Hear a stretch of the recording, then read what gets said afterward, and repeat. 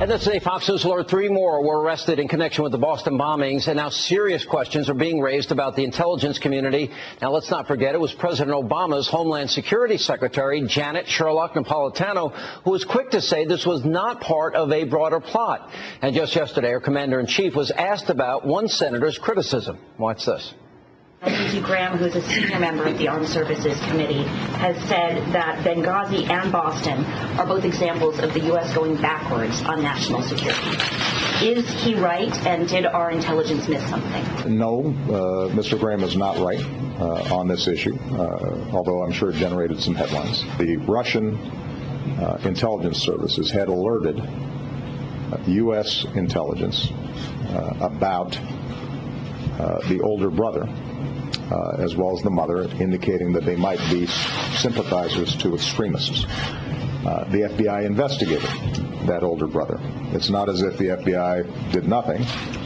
They not only investigated the older brother, they interviewed the older brother. They concluded that there were no signs that he was engaging in extremist activity.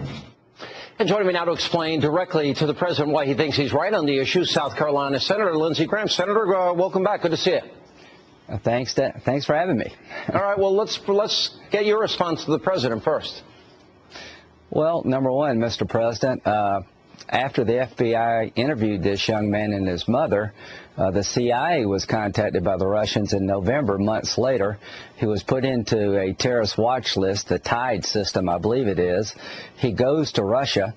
And DHS finds out the fact that he leaves and he comes back, but they never tell the FBI or CIA, so nobody knows what he did when he was in Russia. And when he got back in June of 2012, he created a YouTube channel on his internet site, on his Facebook page, and he embraced radical Islam for the whole world to see. And the rest is history. So, well, Mr. President, our systems are not working. All right, the Russians warned us. The FBI interviewed him. The CIA had him on their watch list. And then you're right. I mean, very few people in the media have even discussed this YouTube video channel of his filled with radicalism. My question is, why was there no follow-up? Was he not put in a database that said, hey, watch this guy, watch when his name shows up on the Internet?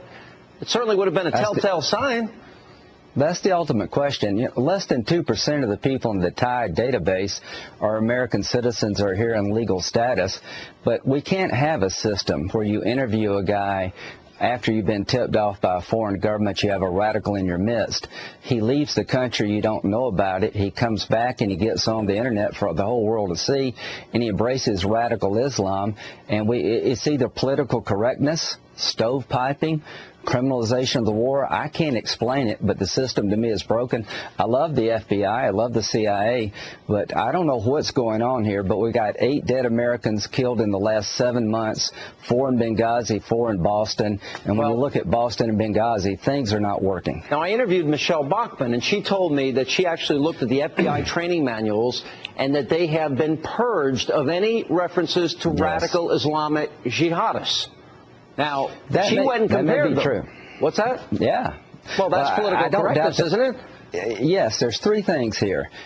Information sharing doesn't exist the way it should. When he leaves the country, DHS picks it up, but they don't share it with the FBI or the CIA. That's back to the old 9/11 stovepiping.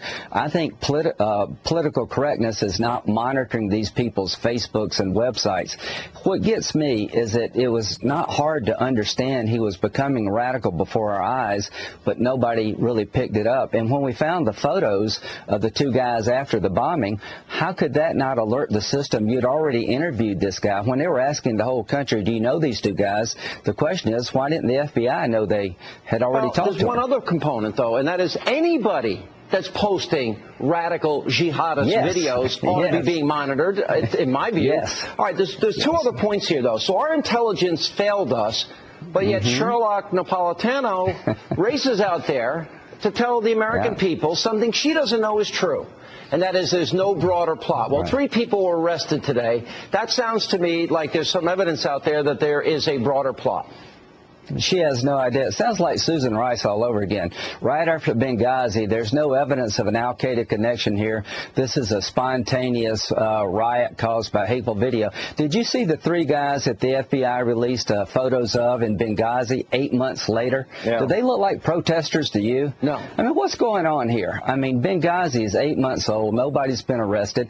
And the survivors have never been allowed to be talked to by the Congress. This administration's investigating itself. And I'm urging the president, challenging this administration, allow the survivors to come forward without the fear of being fired. So where do we go from here? I know you have called for a joint select committee to investigate the Boston bombings and Benghazi. Where do we go from here? Well, the House is stepping up on Benghazi. They're having new hearings.